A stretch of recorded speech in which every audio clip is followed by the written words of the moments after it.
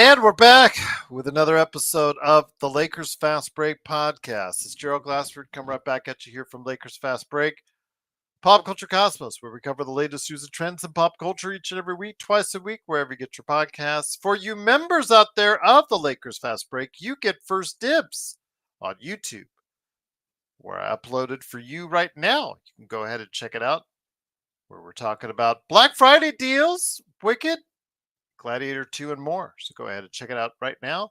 And upcoming, they're later this weekend for everyone else, wherever you get your podcasts. Also, as well, Inside Sports Fantasy Football. Get your last minute tips and news for week 12, and also picks as well from Chris Ardieri and also as well Joe Soro. Go ahead and check it out today, wherever you get your podcasts as well. Of course, also the Lakerholics crew were here earlier today. You know they are not happy guys right now, but go ahead and help them out by stopping on by at the Lakerholics.com website right there for you. But also as well, of course, Lakers in 5, Empire Jeff TV, John McCallion channel, and also as well Daniel Berry Sports Highlights. Yo! Go ahead and check out all those great channels, but also as well, of course, there he is, DBSH, Daniel Berry Sports Highlights. Go ahead and check out what they're doing today as far as Stone Hansen, who stopped on by. Also, as well, Alfred Esmond, who stopped by earlier this week, Legend 350 and more. Go ahead and check out all these great channels. And of course, don't forget to like and subscribe. Subscribe today. We need 85 more subscribers to get to the magical 2,000 number. So go ahead and help us out by subscribing today. Like those videos. Tell people in your life, if they're a Lakers fan, to check us out, because we truly need to go ahead and get, that's our goal. By the end of the year, can we get to 2,000 subscribers by the end of the year? You can make this happen by going ahead and doing that today. Plus, don't forget, $2.99 a month down below. I give you shout outs, emojis, badges, videos ahead of time in some cases, and articles and more. Go ahead and check out, become a member today right here at the Lakers Fast Break podcast. Well, the Lakers came in tonight, Saturday night. Looked like it was lined up for success, coming off the debilitating victory on Thursday, that very where should have had that victory against Orlando. Team was going to be motivated tonight. The Nuggets played last night, had to do the fly-in, coming late. Looked like it was all set up for Lakers finally putting one over on the Denver Nuggets after a solid first half, which saw the Lakers go up by 6 at the half. It all fell apart. Whatever JJ said to the team at halftime, he needs to throw it away, because whatever he said dispirited the Lakers. They came out unfocused, unmotivated. They shot terrible. Absolutely abysmal on defense. Jokic did anything he wanted to. MPJ, even Russell Westbrook embarrassed us and humiliated us as the Lakers got dismantled. They got punked. Whatever you want to say, it was total garbage in the second half as the Lakers get destroyed in that second half to finish up with a 127-102 victory for the Nuggets. The Lakers now fall to 10-6. Nuggets are 9-8. The Nuggets are 9-6, just behind the Lakers now in the Western Conference. And here today to talk about today's game, after not one but two losses, two very tough losses. It is a good man indeed. It is Ox1947, LakersBall.com, plus also as well Simblades, and his game coming out on Wednesday, Corrupt, Coreupt, on Steam. It is Joe Soro. And Joe, we talked about it earlier in the week, looking ahead to the games in Orlando. Of course, the Nuggets, Phoenix on Tuesday. We said, what would this team look like when the games got a little tougher? Well, we've seen it now through two games. It hasn't looked so good. Well, this is the second team that they've played that had their full team. I mean, I know Aaron Gordon's out, but Jokic and Jamal Murray and Michael Porter Jr. are the big three on Dallas's team. And the Lakers were teetering in the first half for a little bit, and then they kind of had a chance to break it open a little bit, but they just could not extend the lead enough. And it doesn't matter really what happens in the first half anymore with Denver. As soon as the second half starts, the Lakers turn into dog shit. It's no different. It just tonight's game was maybe a little bit quicker versus when the Lakers usually give up the game around maybe mid fourth quarter, maybe at the beginning of the fourth quarter. So it's kind of par for the course at this point with Denver. AD played like he's been playing against Jokic for about what 2 years now. 6-19 for today. He I saw that he was rubbing his forearm on the right Yeah. side. Yep. So get ready for the excuse that something happened to his arm, because something always happens to something with him.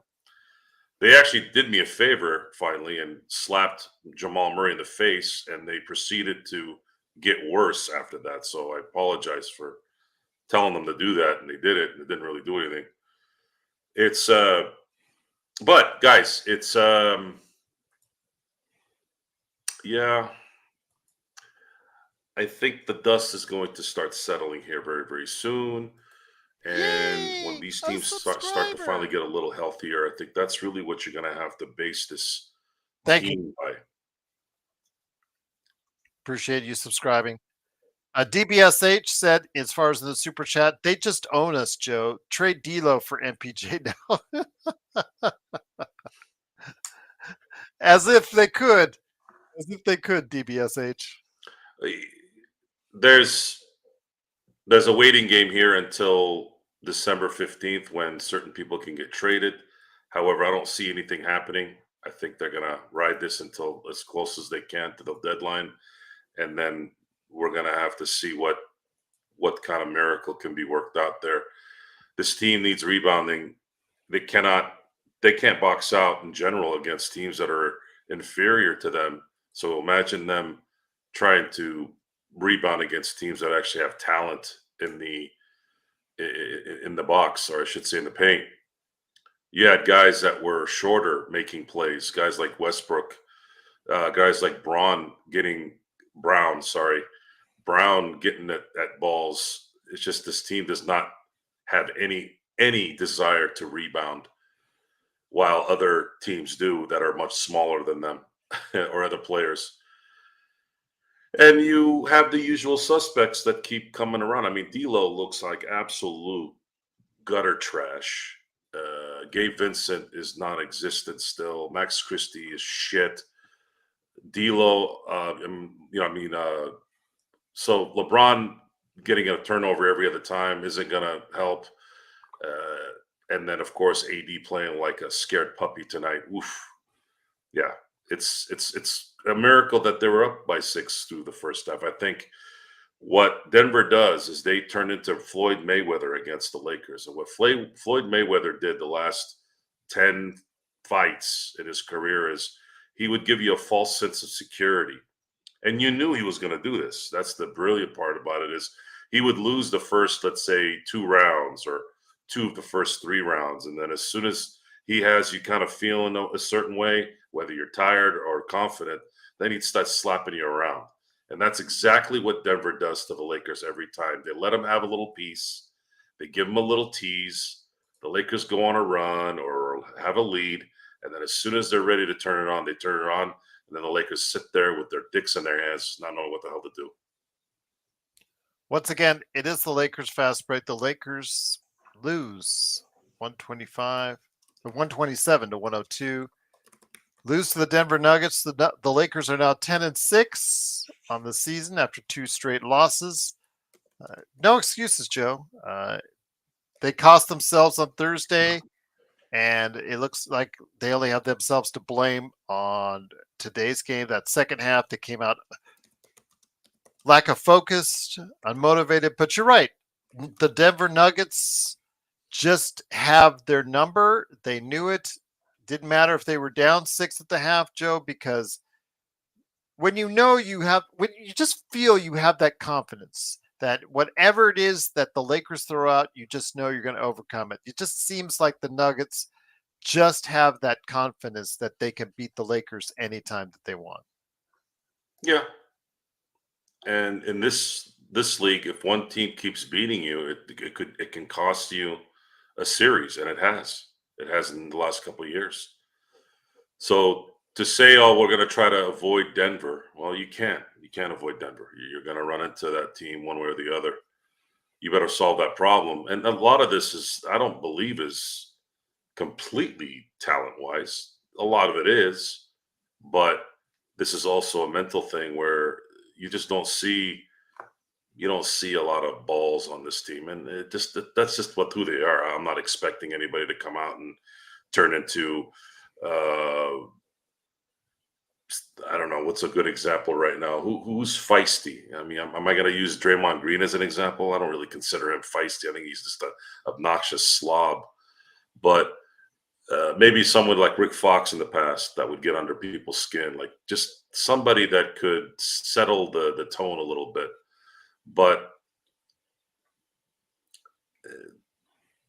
the Lakers are AD and LeBron, and then once in a while you got somebody like Austin Reeves, and maybe Connect might show up a little bit. It's not enough on this team, folks. It's not when you start playing the really good teams, which Denver is going to be good. I've picked them to go back to the finals, and I haven't seen any reason to not pick them at this point. It's easy to say, well, Russell Westbrook's on that team. He'll cost them at some point, but Mike Malone has the luxury of sitting him down when he has to, and I think that solves that problem if he has to go that route. So yeah, I'm trying to think what's going to happen here in the next few games. San Antonio beat Golden State, so and if we think that the next two games are going to be easy because one is Phoenix without Durant, and then you're playing supposed to be a low level team like San Antonio. Well, I hope you're right, because this could very well go bad in the next few days, because it is a back to back. It's a back to back road game, which means they have to beat Phoenix and then fly to San Antonio. And not only that, it's a late game on Tuesday, and then the Wednesday game is an hour and a half earlier than normal.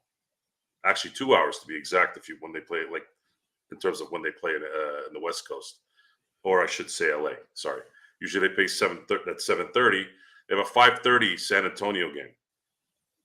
So they're gonna play in Phoenix, and then they got to play a quicker game the following day and fly there. So those are all recipes for danger. Danger in terms of being complacent, tired, and having an excuse on why you're sucking that night. It's Just not good. we're not looking good. And then of course, as soon as they're done there, then they got to fly home and play Oklahoma City before they go on that 6 out of 7 road game, a road trip where they're playing Utah at Utah. No matter how bad Utah is, playing in Utah is always a pain in the ass. Then they got to play Minnesota, then Miami, then Atlanta. The southern trip is always a pain in the ass, just because I think a lot of these guys have extracurricular activities down south a little more than normal. And Saturday games, I always kind of feel like somebody's doing something on a Friday night, so they're never really ready to play on Saturday.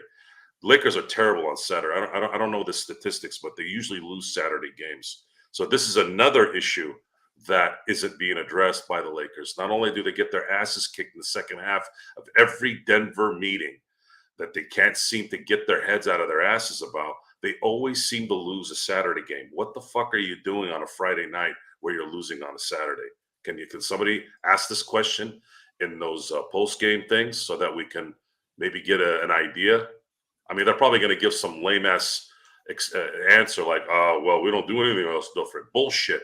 Why do you guys keep losing on Saturdays then? What are you doing on Friday night? I'd like to know, because now you can't blame Darvin Ham anymore. Who are you going to blame now?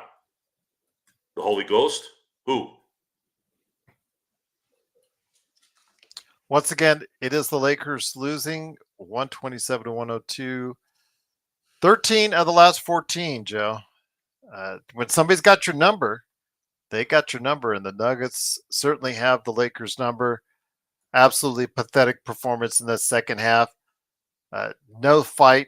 They course, talked about spirit after the game as far as not having that same spirit. It whatever you want to say, it just looked like the Lakers absolutely just got befuddled. Michael Malone did a number on JJ. He looked absolutely just outcoached. For starters, again, having cannot connect out there could have given you a better way to start the first and second halves, especially the second half. But again, there's still more than that. There's still many things that the Lakers should have done differently.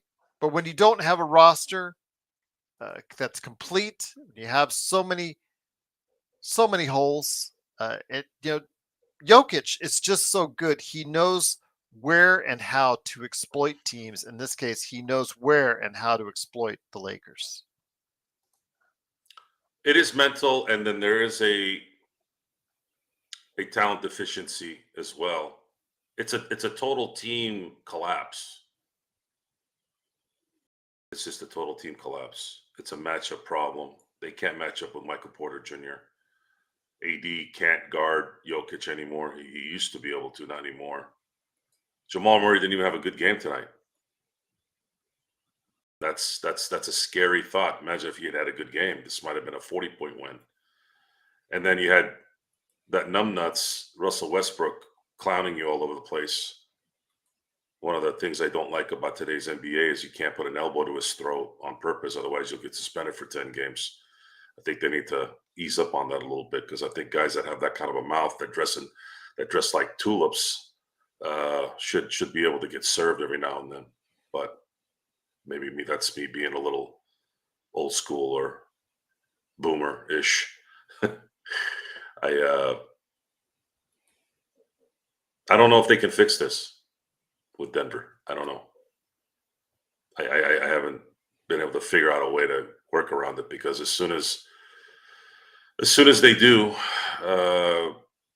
go the wrong route with them, it's kind of like a point of no return.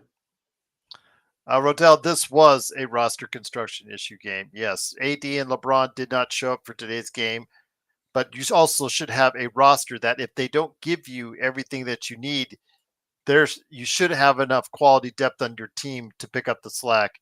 And Joe, LeBron, and AD didn't show up today. And again, when this team is so reliant on two players because you do not have the depth around you, it's clear the Lakers, again, they go the way AD and LeBron goes, whether they like it or not. And this is an epidemic with AD. AD is struggling against big players with skills the last 3-4 years. This isn't something that happens once in a while. AD is starting to show that he is getting absolutely manhandled by guys like Sabonis, guys like Jokic. These guys are starting to own him. And it's embarrassing how badly they're owning him. He's not even competing. It's not even a rivalry anymore. It's complete ownership. Even the game that they beat Sacramento in earlier in the year, Sabonis was still running game on him. It just so happened that AD had a good game, but he can't stop anybody. He can't stop anybody, and those guys are not athletically gifted in any way. I would like to think that if you're Anthony Davis, whom arguably had the greatest skill set in the last decade for a big, that maybe he could use that on top of the fact that he's a veteran who probably has some tricks up his sleeve as well. Like we don't have any of that with him. All we have with AD in these kind of games is he gets hit a little bit and all of a sudden he starts to grab at things. It's getting irritating. It's getting obnoxious at this point. If you're going to play like this, you might as well just go sit then. Again, just not a lot of options tonight. It looked like for all the positivity that was going to come into this game, even with the loss that they had against Orlando, Lakers still had a 10-5 record coming into today's game. I said before, it was, let's go see what this team was like against quality other teams that don't have missing players. Let's see what they look like. And on Thursday, it was a quality Orlando team that beat the Lakers. On Saturday, it was a team that had all of its, outside of Aaron Gordon, its main players in the rotation facing off against the Lakers, Joe, and it's. I think it's a bigger sign. I think it's a bigger sign of what we talked about how this team may be closer to what we think than what it's shown to be in the past couple weeks, getting that record of 10-4. How many quality, healthy teams have they played this year? I'm the first two teams that come into my head are Denver and Cleveland. And don't forget Phoenix. Phoenix was at full capacity in Phoenix, right? Yeah, the Phoenix game, yes. Okay, In but Phoenix. that was a close game. They probably should have won that game, correct? Yes. Okay, so they've played one game against a quality team that was healthy and had a healthy lineup, and they lost. So, but it was close, so we'll give them that. But that's 0-3 right now, folks, out of those 10 wins. The 7 wins that they've had were against teams that are out of the playoffs, even the play-in, record-wise so far, or teams that were ridiculously injured. Guys, not even their star it wasn't just their star, it was their second star too that was out in a lot of these cases. Like, for example, Philadelphia. Maxey was out and Embiid was out. So now what do you do? How do you assess this team's performance?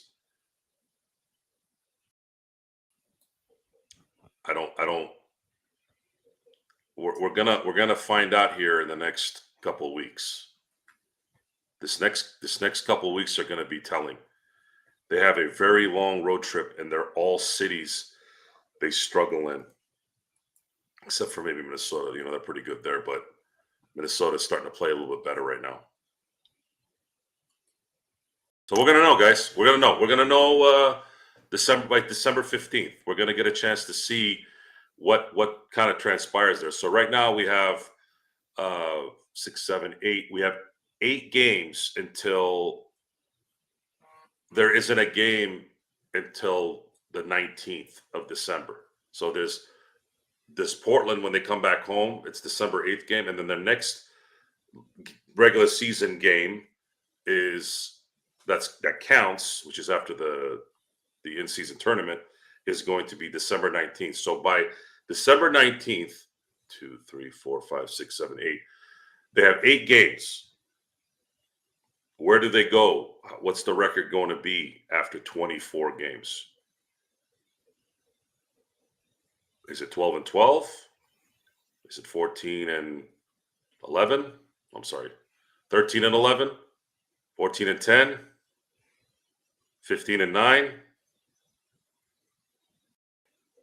15-9. Maybe might be a little realistic. What do you think, Gerald? Right now to 24 games, I'd probably Could they win say 5? Could they win 5 of the next 8? 15-9 sounds like it. Maybe 14-10.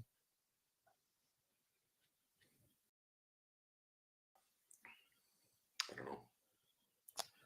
We'll soon find out, though. We'll be here. Yeah. We'll be here to watch. Yep. And at 30 games, we'll see what it looks like then, indeed. But yeah, once the schedule got a little tougher, we were told you to prepare, and so far it's not been good to watch. But I'm actually I'm on board San Mia on cutting Gabe. I actually would cut Gabe just to put a little shock in this team.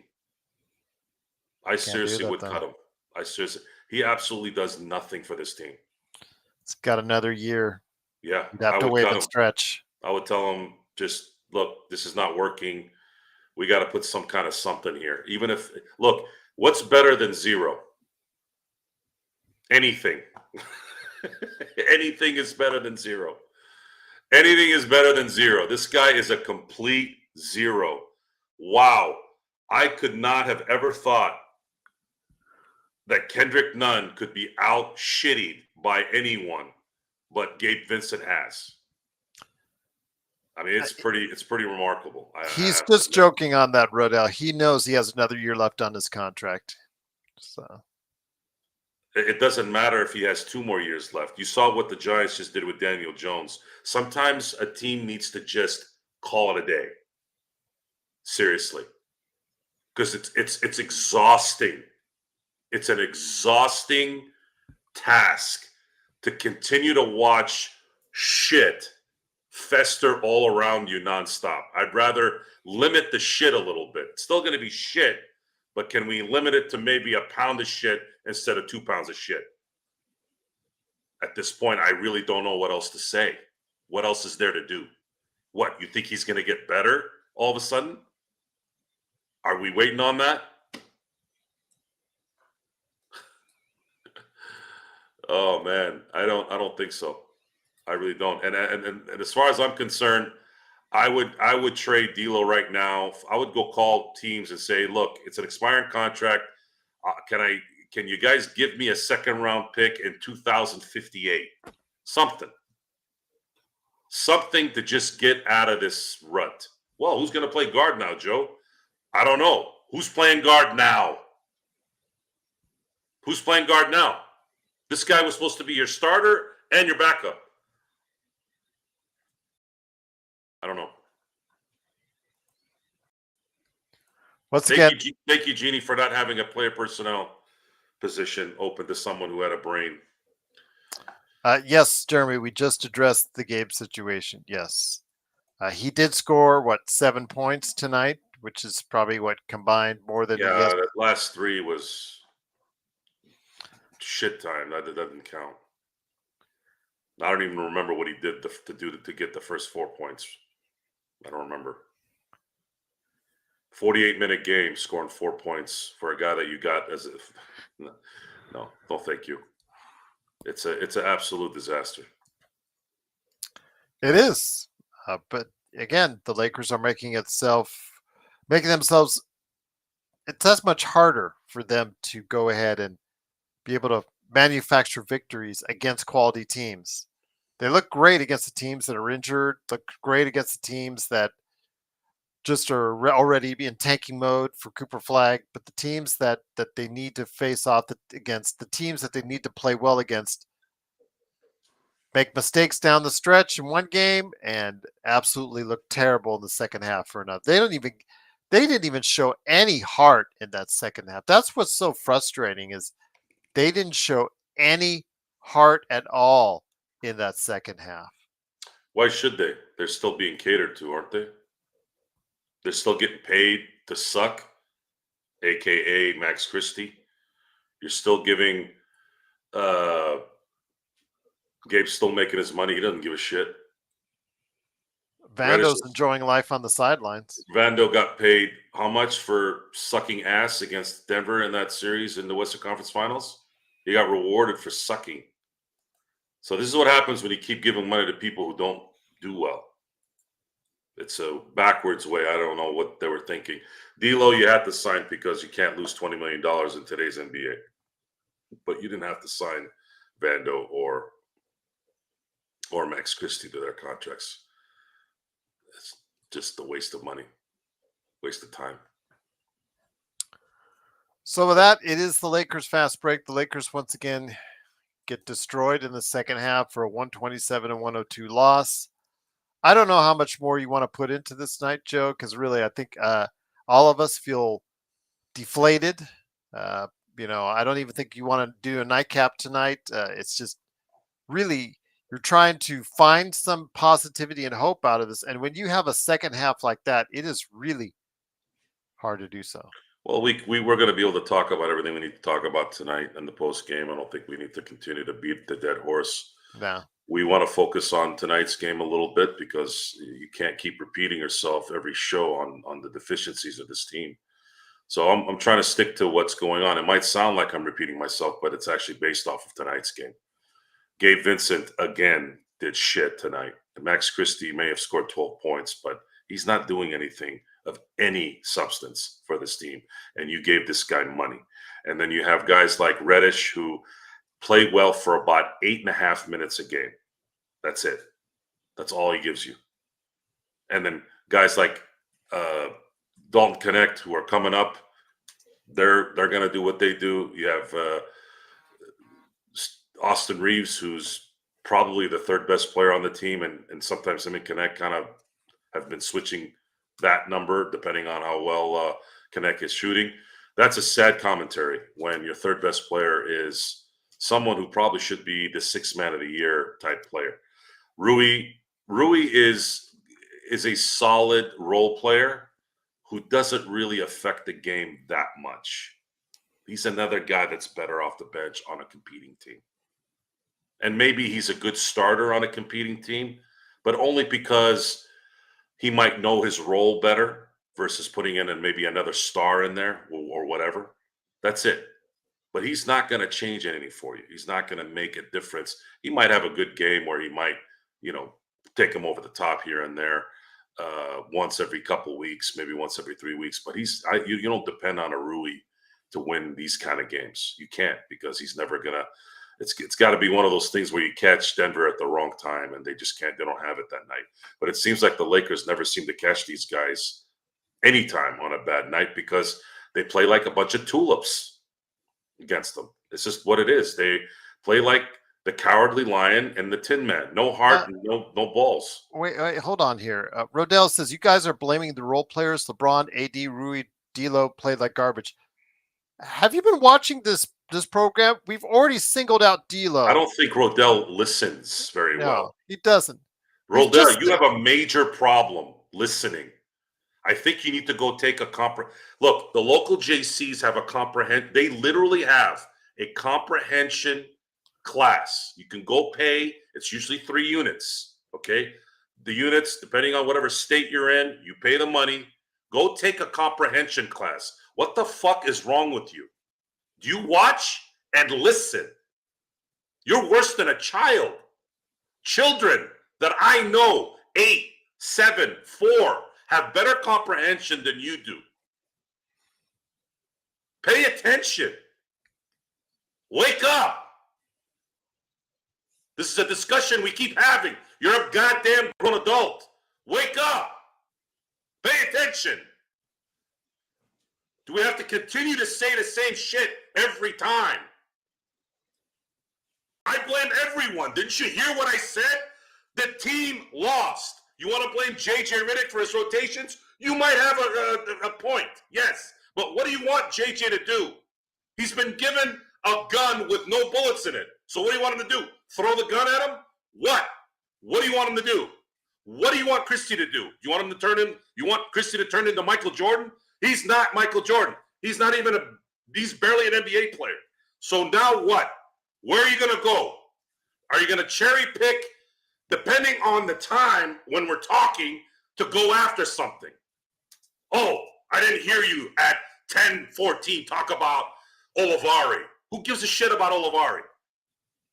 Who cares about any of these guys at this point? They all play like shit. Everyone. Every single one. And guess what, folks? This is not the first time. And you had Darvin Ham before. Now you don't have Darvin Ham. Then you had a healthy Aaron Gordon. They still whooped your ass. Aaron Gordon's not healthy tonight. You still got your ass whooped. So what is it? What's changing? Where are we going to go next? Making up shit out of nowhere? Oh, you guys aren't blaming the Tooth Fairy now. Oh, you guys are only saying cool job to the equipment manager. Like, what is going on here? Like, seriously. At what point does this kind of go away?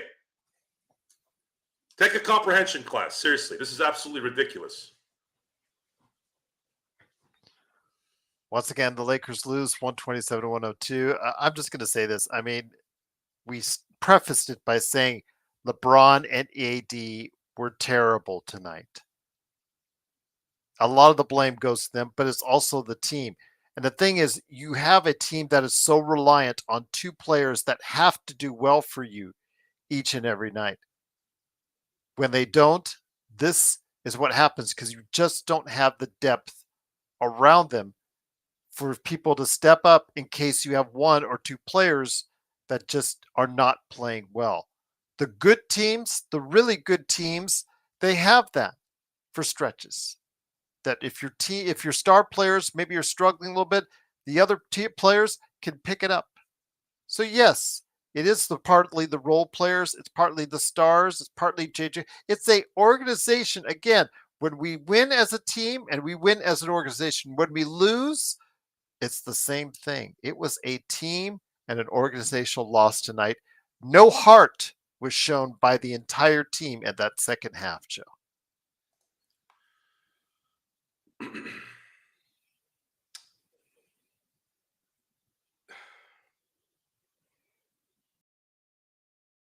I don't know what JJ Redick is going to say tomorrow. We got a couple days here. I don't know if they're going to even practice tomorrow. Maybe he gives them a day off. They come back on Monday and kind of regroup. I don't know what else he can say, though. What is he going to say to LeBron? Don't turn the ball over? Okay. LeBron will probably have a good game in the next game because he's LeBron. AD, he'll come back, drop 30 and 12. Okay. Will that matter, though? I don't know. I honestly don't know. It's Phoenix. It's in Phoenix. It's a road game. They've only won one road game. One road game. Alan says, how many teams? Well, before, I'm sorry, they won 3 road games. My mistake. I think I think they've won really one road. I don't even know if one road win against a good team, New Orleans. I don't know. I'm all confused now. I don't know how to gauge what's going to happen next. You know, Alan, again, sometimes, Alan, you just don't get things as well. How many teams can be top teams when the stars suck, Gerald? Is that Alan with the eye? Yeah, Alan with the eye. You're not getting the message, okay? When your 2 stars have to be 2 stars every single game, it means there's a problem with the building and construction of this team. There have been examples so far this season of when, like Golden State, they played well even with Curry out of the lineup. Of course, Boston, they've played well without Porzingis in the lineup because they have teams with quality players around them that can pick up the slack. With the Lakers, it's either LeBron and AD do well or the team absolutely sucks. So there you go, Alan. That's your question. It's been answered. Again, the roster construction is terrible. LeBron and AD were terrible tonight. The team was terrible. HAJ was outcoached tonight. It started from the get-go. The fact that you made a mistake by leaving Reddish in there and not leaving Connect in there. But again, that wouldn't have solved everything. That wouldn't have fixed everything.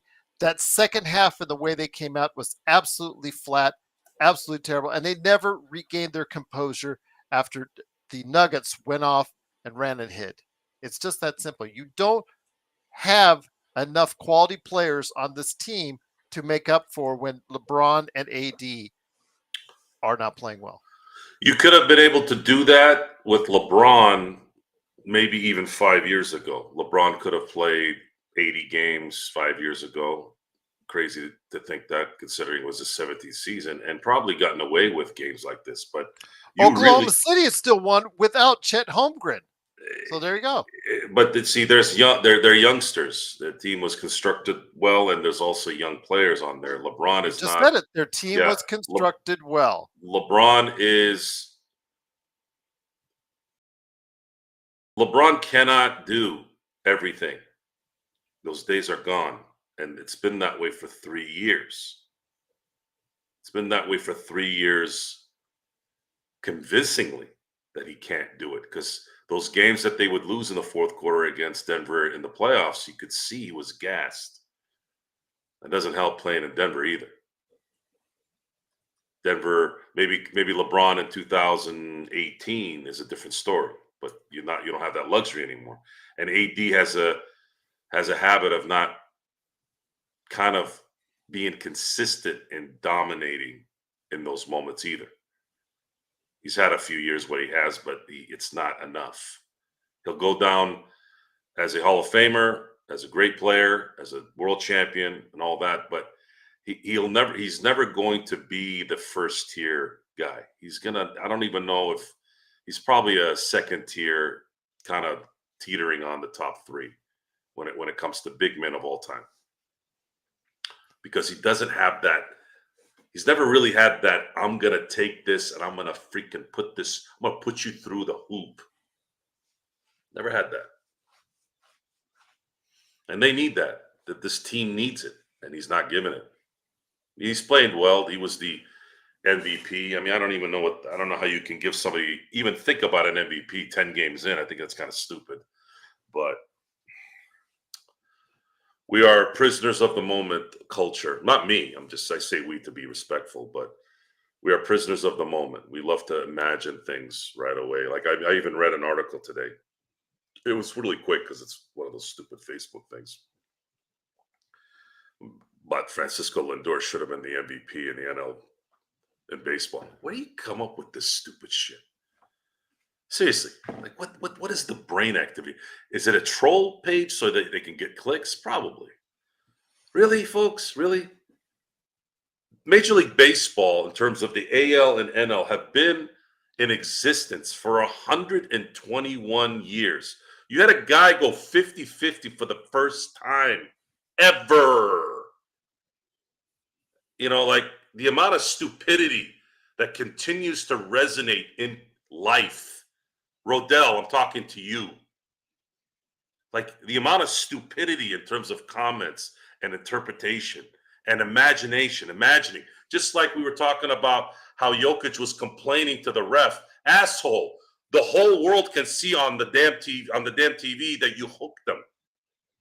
And the ref sitting there going, one of those times, the ref needs to go, you hooked them. Come here. Look at the monitor. You hooked them. What are you bitching about? Sometimes you got to talk to adults like children. Because people imagine shit, right? They imagine. And then when you tell them they're imagining shit, they get mad at you. What? Really? Really? You do something wrong and you try to gaslight me. Okay, good luck with that. Good luck. I don't give a shit about your fantasy in your head. I care about what's live, what's there. Do you suck at your job? Did you do something wrong? We have proof. Okay, show me. Yeah, you screwed up. Now what? Just shut up and admit it. Go to the other side. I mean, seriously, I don't understand how this is a hard. I can't. Here's where I'm having a problem. I'm not understanding how people don't understand that. Like, what happens in your brain? What happens? Because I know for a fact, when I go somewhere and I do something wrong, you can ask my wife, you can ask my best friends, my coworkers, all these people. What's the first thing that happens when I screw up? God damn it. I should have my head examined, like right away and immediately. I am angry at myself. Because if I had seen someone do what I just did, I'd be all over. It's called accountability. Something that this world seems to not have. Accountability. You screw up, you admit you screwed up. It's over after that. It is what it is. We're not perfect. We're not perfect. We're gonna screw up. We're gonna make bad predictions. But damn it, you gotta weigh it out, just like a gambler, right? A gambler, no matter how professional that gambler is, isn't gonna go 100 out of 100.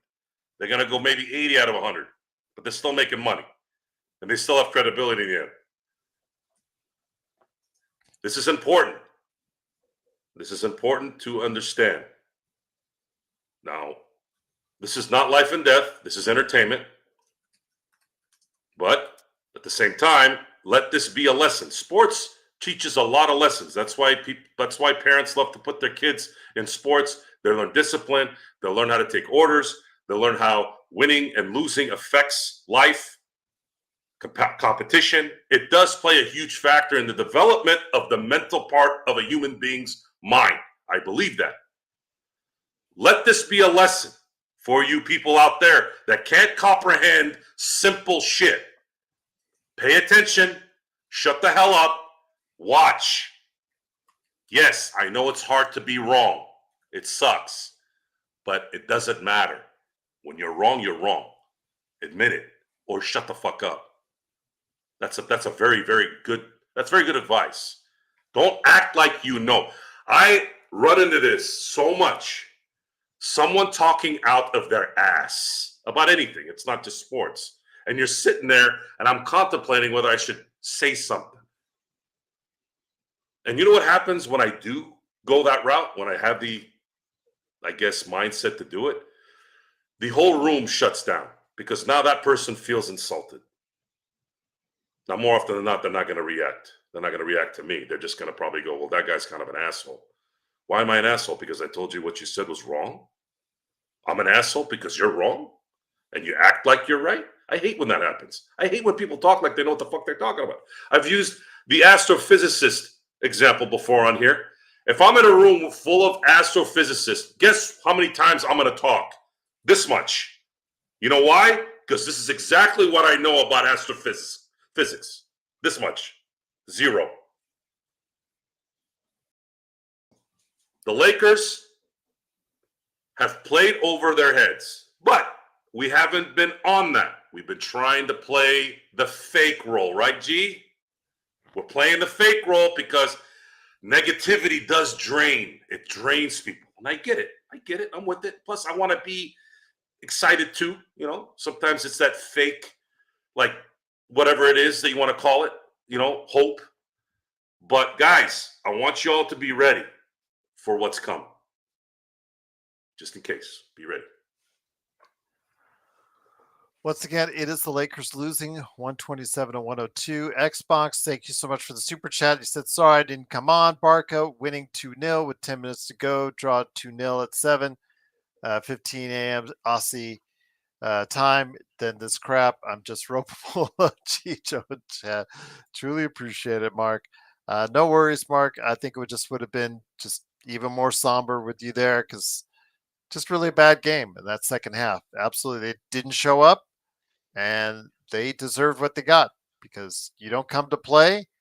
You think, oh, you're up on them by 6. Everything is good.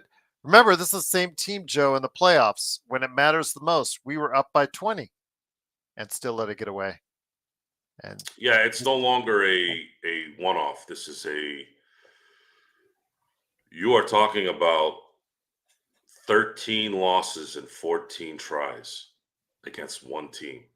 And they lost a lot of those games in the most important games, which is the playoffs. And 4 of those losses cost you a championship. That hurts. If they beat Denver in the Western Conference Finals, they beat Miami in the finals. We're not looking at the Celtics at 18. We would have seen the Lakers at 18 first. So yeah, there's a lot of frustration with that when you start thinking about it. It was Denver's time too. That happens, but there's never been a fix since then. There wasn't an enhancement. There wasn't a talent infusion. All they did was sign everybody, which at that time we were kind of coming off that kind of surprise that they were getting to the Western Conference Finals. So maybe we were on a little bit of a high during the summer and we accepted it. But we quickly saw halfway through the season that this team wasn't going to probably win a championship.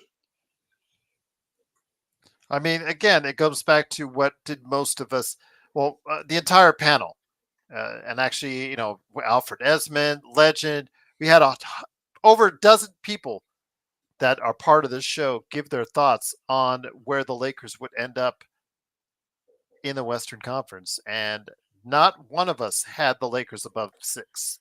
And then you get to Joe, myself, Stone, Jamie, I think also as well. We all had like 9th, 10th, 11th in that range for the Lakers for reasons why. Because we just think, again, so much is laid upon 2 individuals that if they don't produce, like we were talking about before, Joe, but coming into this game, the metrics were saying that LeBron and AD, by the metrics, were 2 of the top 10 players in the league.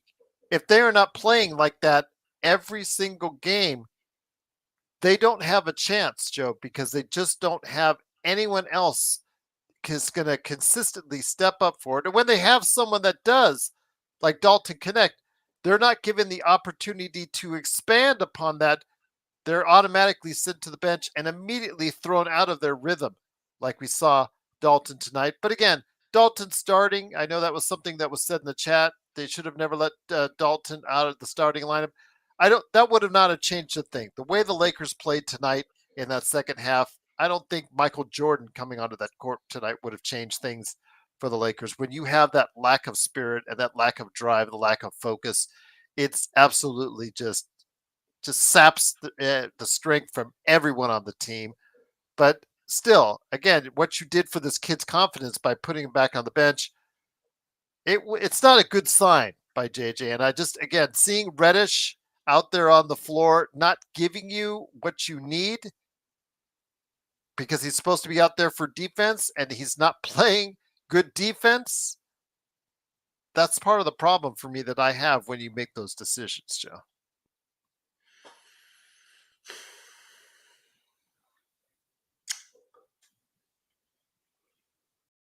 Yeah, Reddish is. I mean, he made some shots tonight, though. But 8.5 minutes out of a 48-minute game is not enough. Yeah.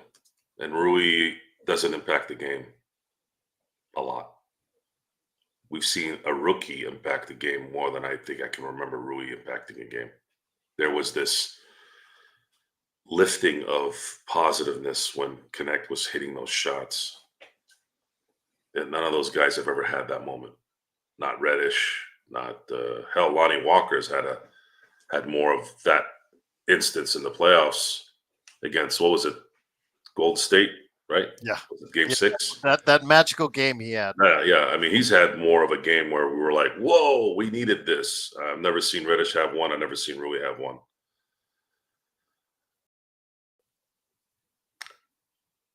I don't.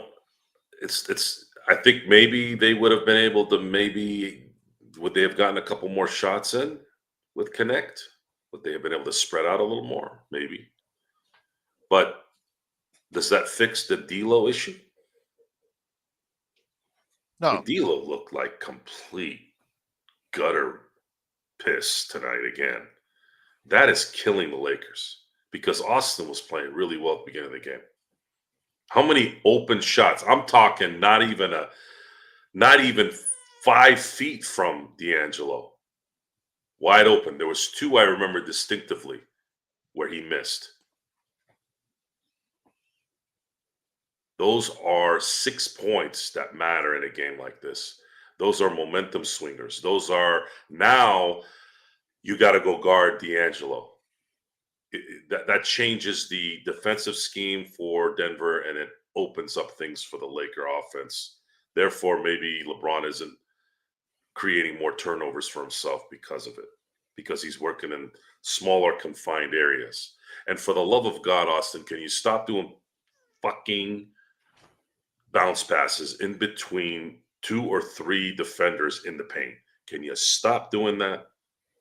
There's no one on this team that's going to get that ball and dunk it over Jokic. Please, can you stop doing that? Enough of the bounce passes. You guys are not good enough for that. LeBron, sure, but for the reasons why I just said, he doesn't have any room to do those passes anyways. This loss wouldn't have hurt as much, to be honest with you, if they hadn't lost to Orlando a couple nights ago. Yeah. This was exasperated by the fact that loss created a losing streak, which is what I was used to. What I was, I should say, which is what I was afraid was going to happen. Because I kind of was worried about tonight's game if Jokic was playing. Because Which of he was. Yeah, for the same reasons we've been worried about for the last 2-3 years. Yeah. It's just, you got to win those games, man. You can't, and they lost it because they couldn't hit one damn free throw.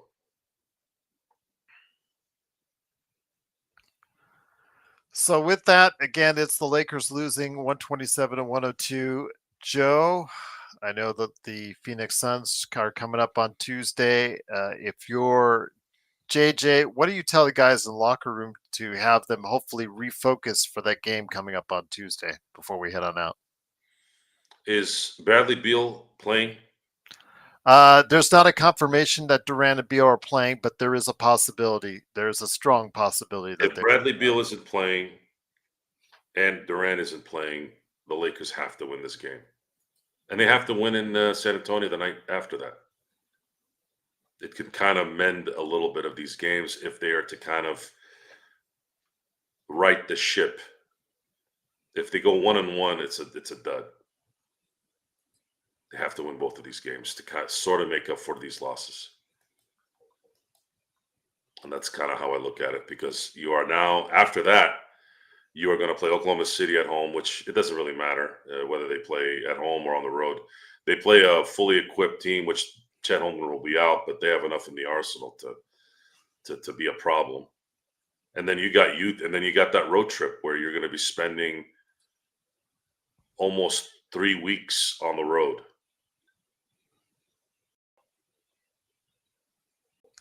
We will see what happens. Of course, here they all come out of the woodwork, Joe. Black said, "If I said it before, if the Lakers aren't gifted 30 to 40 free throws, they'll lose." Black, you just saying that like yeah, never mind. I just go ahead. Wait, what You happened? keep saying what you're saying. He said if the Lakers aren't gifted 30 to 40 free throws, they'll lose. They're not gifted. When they get 30, 40 free throws, it's because they are putting the pressure on the other team and are earning those free throws. But if you want to say what you want to say, just sound like someone else that again, just are envious of the Lakers' success. Well, losers always talk like that. They always Yeah. blame the refs for everything. I'm not saying that doesn't happen once in a while, but if you're doing it all the time, that's a loser mentality. That's what losers do. Blame blame the refs, blame this, blame the teachers, blame the parents, blame. Nothing is accountable to your dumbass. What about you? What about going in the mirror and looking at yourself and blaming that person for being an idiot? Whoever does that? Very few people do that. People do it, but it's very few. And the thing is, it shouldn't be few. It should be like 90% of the people. Look in the mirror. Look in the mirror and analyze yourself. Every time your team loses, you blame somebody else. Are we sitting here blaming the refs for doing what they did tonight? We could have done that because they did do some stupid shit tonight. But guess what? Just like when you're pitching or hitting, sometimes you get that ump that's calling the strike on a little bit outside corner. But when you lose by 25, Joe, how much can you really blame the ref? Exactly. And how much can you blame anyone other than the Lakers when it's in Denver, in LA, with or without Aaron Gordon, On a back-to-back for Denver. on a back-to-back or a single, or the playoffs, or not in the playoffs, or in January, or in February, or in April? It's the same damn story. Lakers play well in the first half and then piss in their faces in the second half. It's Groundhog's Day, baby. They should just call this little series with Denver and LA Groundhog Day. That's it. It's the same script. And you know what the Lakers are doing while this is going on? They're doing exactly dick. So when is someone going to finally sit down? And maybe they have. When is someone going to finally sit down with this team and go, what is it with you guys in this team? What is this? Don't you get tired of looking like a bunch of bitches? And then if you do have that discussion and no one responds still, then what the hell kind of team do you have? Seriously, what kind of team do you have at that point? Oh, you're going to keep Gabe Vincent because you've got him signed for 1 year? Who gives a shit? Who cares? You got to pay him anyways to get donuts. Might as well get him off your team so that you don't have to have a heart attack every time he dribbles the ball. No. Mr. J.J. Redick, I wish I had 10 Gabe Vincents. Why? Why? Because he practices tough? Yeah, we know all about those guys. What does practicing do? What is that going to do for you when you play in the games and you look like shit? What? This is the problem too. This is the coaching thing. Because if J.J. Redick is on everybody, what happens? Everybody gets burnt out and then you got to change the coach again. I get it. So that's why we're here to talk for him. Yeah, the second apron was the final blow for the NBA, in my opinion. For teams like LA and any team that wants to kind of enhance their team on the fly, those days are gone.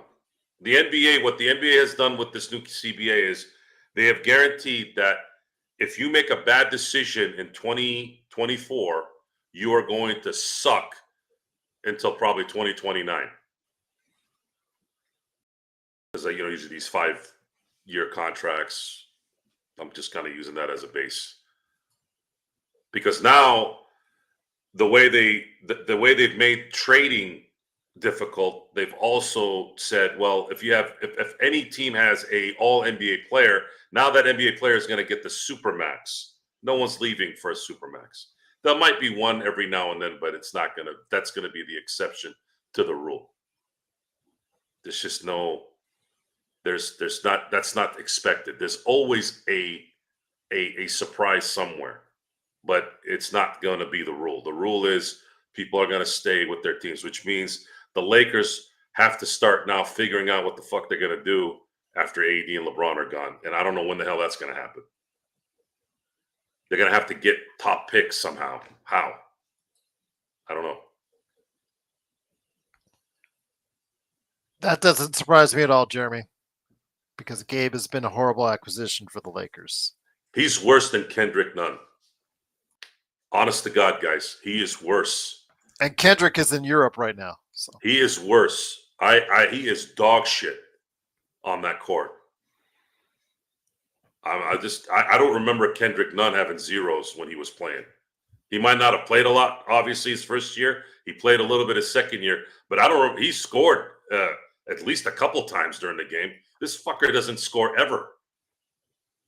It's terrible. He is horrid. I just don't want to see these kind of players. I don't want to see him on the team. I don't want to see him. I don't. And I think the Players Association, it's always about money, man. These guys don't give two shits about anything. So fuck them. All of them. They all agreed to this. Fuck you. Seriously. You're making this whole thing just unenjoyable at this point. Xbox, all I'll say is Bronny can't even score 5 points in the G League. Are you sure he's actually better than Gabe? There's no way Xbox meant that. That's gotta be. I know he did. It's gotta be a joke. It's gotta be. I know it's a joke. He's just trying to cheer everybody up. But JSJ, truly appreciate you hopping over from back and forth from YouTube to Twitch. We get Jimmy Butler, then he'll turn into Russell Westbrook. Yeah, look what happened to Russell Westbrook tonight. So, Joe, any last parting gifts or wisdom before we head on out? I'll repeat myself again. For those of you who have a problem understanding English, I highly recommend you educate yourself. Context. You've heard me say that how many times? Context. Wake the fuck up. Understand what that is. Because there are more of me out there, believe it or not. Not a lot, but there are a lot of me. There are a few out there like me that'll call you out for being stupid. Because you're not going to win this argument. Not because I need to feel good about myself. It's what it is. Watch. Don't be blind. Just watch and see the results. You hear that a lot here. Results. Tonight was a team loss from top to bottom. I'm talking from the dumbass that owns the team, the useless piece of shit that's a GM, JJ Redick fucking up with the starting lineup, and these players that played like dinkuses. That includes AD, that includes LeBron, that includes AD, and includes LeBron. However, what more? There's a scale to some of this stuff. Okay, are we expecting LeBron to continue to be the greatest, arguably, over and over again? It's not smart to think that way. It's not common sense. We could expect that from AD, but in that scale, what are we going to expect at this point from AD when he plays the Sabonises and the Jokic's and the Embiids when he's healthy? This is not an anomaly. This is a reoccurrence over and over and over again. AD looked like the cowardly lion tonight and the Tin Man together. No heart, no courage. And you saw it. You saw it. I saw how hesitant he was. There was it wasn't even me. It was a lot of you guys that were watching and commenting on playback. Is it that hard? I'm sorry. Is it that hard if we all saw it? We all saw it.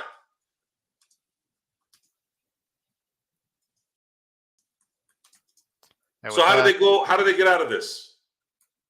How do they get out of this? Well, how do they get out of this is they go to Phoenix and play a team that's injury depleted, probably. AD has a great game. LeBron has a great game. And then one of the Tweedledees and Tweedledums has a good game, and then they win. Great. That's their only chance of winning games these in this kind of setup. And then they got to catch the good teams on a bad night. That's probably what we have to start expecting here as the season goes on. Because the talent is not there. It's not there. And LeBron is too old. And AD's too hesitant in the bigger moments. He's just too hesitant. This is 2 games in a row. One was at the end of the game when he missed 3 free throws, and the other was really from halftime till after that. Looked like Space Jam took his talents at the half. The Lakers have no room. They can't afford to have that happen, especially with the one star player they have that's in his prime. Giannis forgave Vincent, yeah. Yeah, because Joe was asking what trade, they played like ass tonight. What trade can change all that? And I'm like, well, Giannis forgave Vincent. That's, yeah, you asked. But again, it is the Lakers losing 127 to 102. JSJ at this point says I would try and get Colin Sexton. Colin Sexton wouldn't have changed anything tonight, JSJ, but again, we'll be talking about that in the weeks and months to come as far as upgrades for the Lakers. We'll see. But the team showed no heart in that second half and deserved what they got. Again, an organizational effort that was nil in the second half as the Lakers lose 127-102. I don't know. We may be back tomorrow night. It all depends on how we feel after this stinging loss, but we'll definitely be back Monday as we set you up for Tuesday's game against Phoenix. Oh, man. Chuck Woolery died. Oh, rest in peace. On another terrible note, rest in peace, Chuck Woolery. One of the quintessential game show hosts of all time. Man, he always had that chipper spirit. And yeah, absolutely. Just all the memories from my early childhood watching those different game shows he was on in the 70s and the 80s. Rest in peace, Chuck Woolery. So it puts things in perspective. Yeah. We're crying and whining like little girls about a basketball game. But again, we are an entertainment channel, so there's something to come out of it, I guess. Something.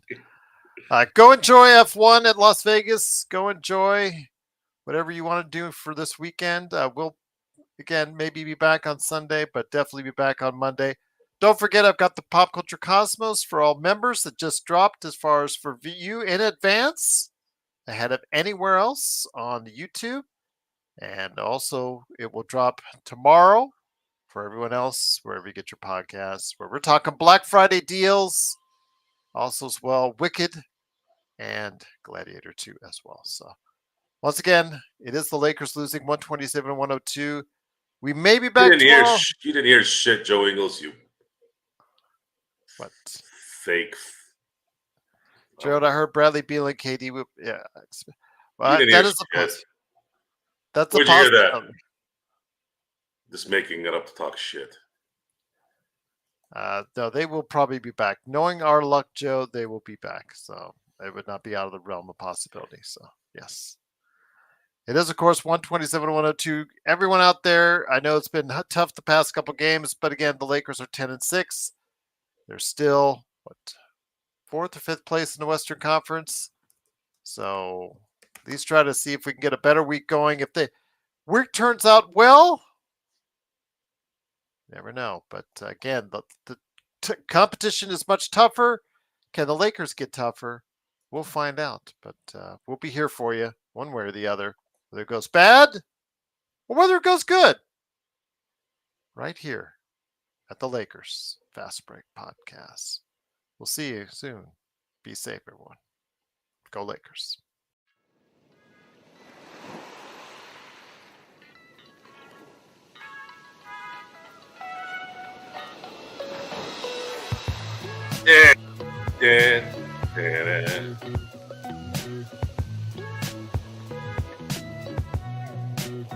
I missed 2011.